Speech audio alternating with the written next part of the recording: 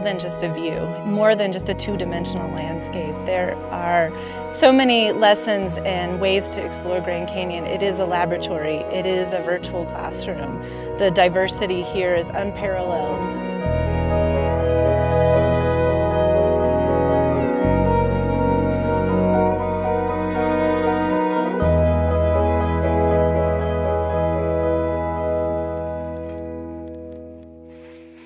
There's a huge landscape that is just begging to be explored, and it really just takes a moment to stop in a side canyon or sit under the trees and really get to know all the things that this landscape has to offer.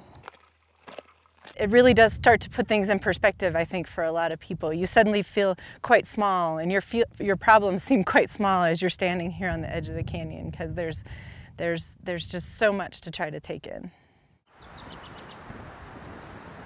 In Grand Canyon, you'll find a whole host of environments, everything from cool fir forests to hot, dry deserts, riparian zones, and over 1 million acres of wild landscape that have been the stage for human exploration and inspiration for generations. Most of Grand Canyon's visitors first arrive on the South Rim. Very few of those folks actually find their way over to the North Rim, and even fewer descend into the canyon itself. Statistics tell us that only about 5% of our visitors actually will drop down below the rim. These folks arrive at the canyon and they find their way to the first viewpoint. They look down into this two-dimensional landscape and feel that they have experienced Grand Canyon. But what they're missing out on is the opportunity to really explore the inner canyon and experience the diversity that this place has to offer.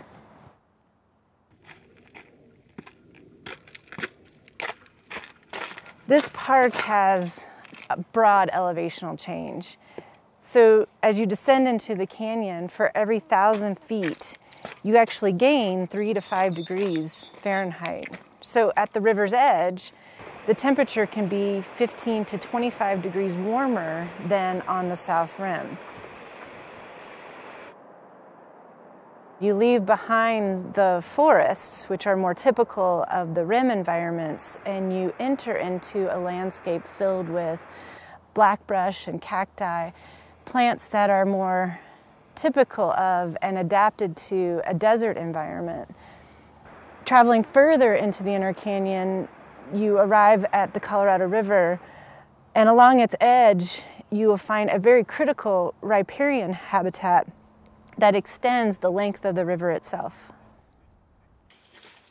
We have seeps and springs nestled in side canyons that have a variety of species that are dependent on them. The diversity in the springs alone is unparalleled to any other location in the park.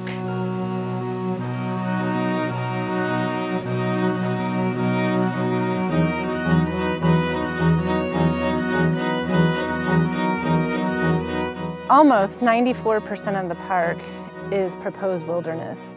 As such, it is managed and protected as though it is wilderness.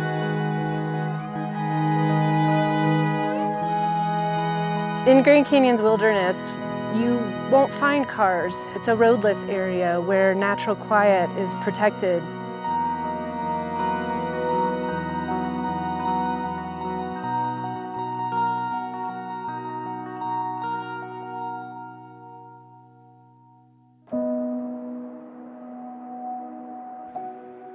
There are places where you can descend below the canyon, where the air is still, where you have only yourself and the rocks around you and the plants, and suddenly your senses become tuned to the lizards scurrying in the rocks, or the sounds of the canyon wren, or the dripping of the springs. Those are the experiences that are wild.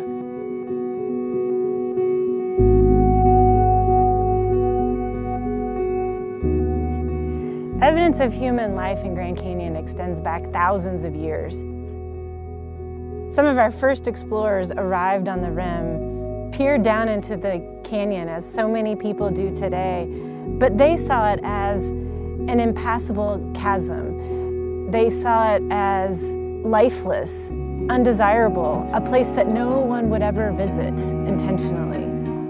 These expeditions opened up the opportunity for artists and photographers to capture the imagery of Grand Canyon and share it with the nation and ultimately the world, which really helped to bring about our appreciation for the scenic value of this landscape.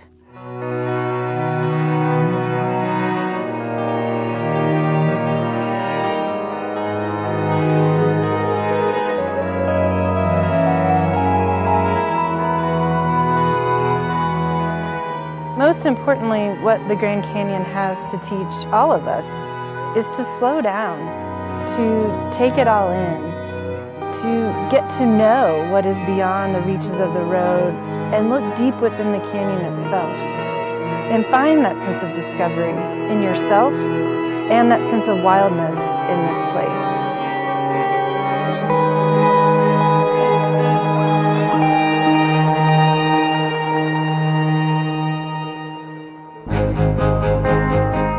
It's the canyon itself that brings together the human history and the science. It's not just a canyon, it's the grandest canyon. There are deeper, there are wider, there are longer canyons, but none of them are the Grand Canyon.